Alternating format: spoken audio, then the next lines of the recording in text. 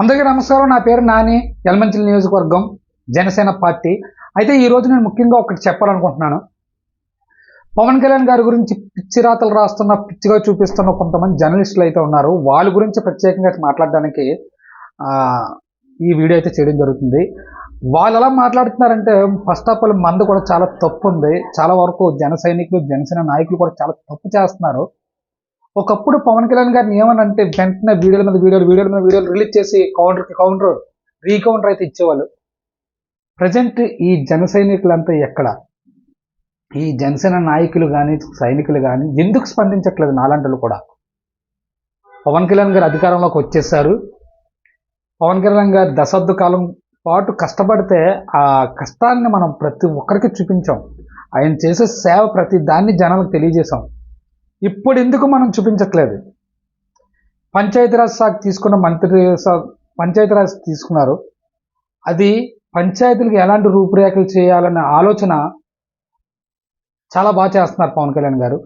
అలాగే ప్రతి గ్రామంలో కూడా పంచాయతీ గ్రామ సభ నిర్వహించారు ఒకేసారి. ఇలా ఎవరు చేయలేదు. మెయిన్ ఇదంతా చెప్పడం పక్కన పెడితే, విజయవాడ వరదలతో మునిగిపోయింది. అక్కడ సహాయక చర్యలు చంద్రబాబు నాయుడు గారు ఎన్డీఏ కూటమిలో భాగంగా చాలా పనులు అయితే చాలా వేగవంతంగా చేస్తున్నారు. అయినప్పటికీ కూడా అక్కడ కొంతమందికి సహాయం అందొచ్చు, కొంతమంది అందకపోవచ్చు. చంద్రబాబు నాయుడు గారు రంగంలో దిగి చేస్తే పవన్ కళ్యాణ్ గారు రాలేదని చెప్పేసి ఒక వెధవ సాయి అని చెప్పేసి వెధవ మాట్లాడుతున్నాడు, జర్నలిస్ట్ సాయి. వీడి గురించి నేను వీడియో చేయడానికి కారణం, వీడు చాలా నెగిటివ్ చేయడానికి ట్రై చేస్తున్నాడు పవన్ కళ్యాణ్ గారిని.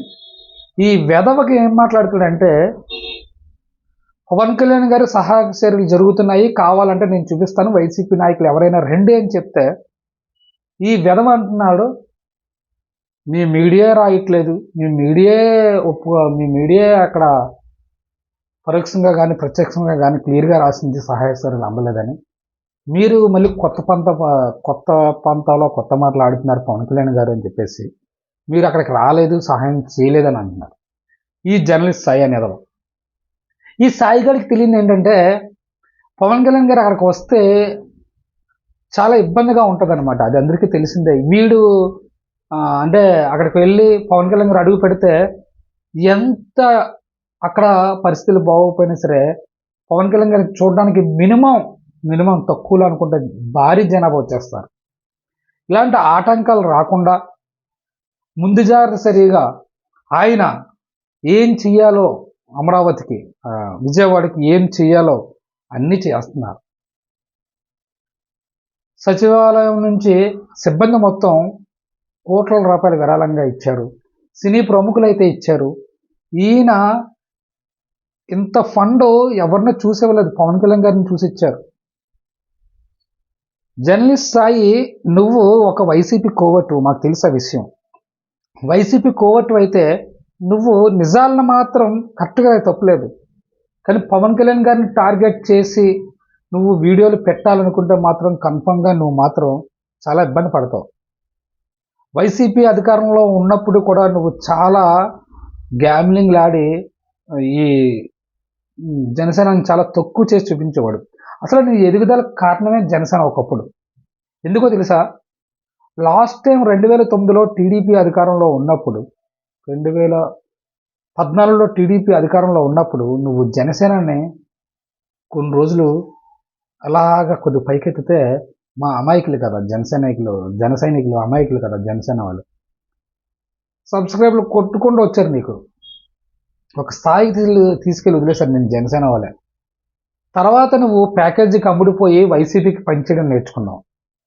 నువ్వు పవన్ కళ్యాణ్ గారి గురించి ఏం మాట్లాడినా సరే నోరు దగ్గర పెట్టుకుని మాట్లాడితే బాగుంటుంది, దగ్గర పెట్టుకొని.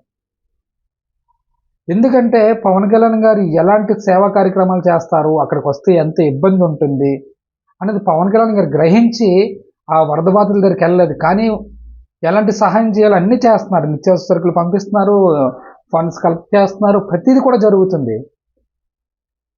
శ్రావణ్ కుమార్ అన్నాడు ఒకడు.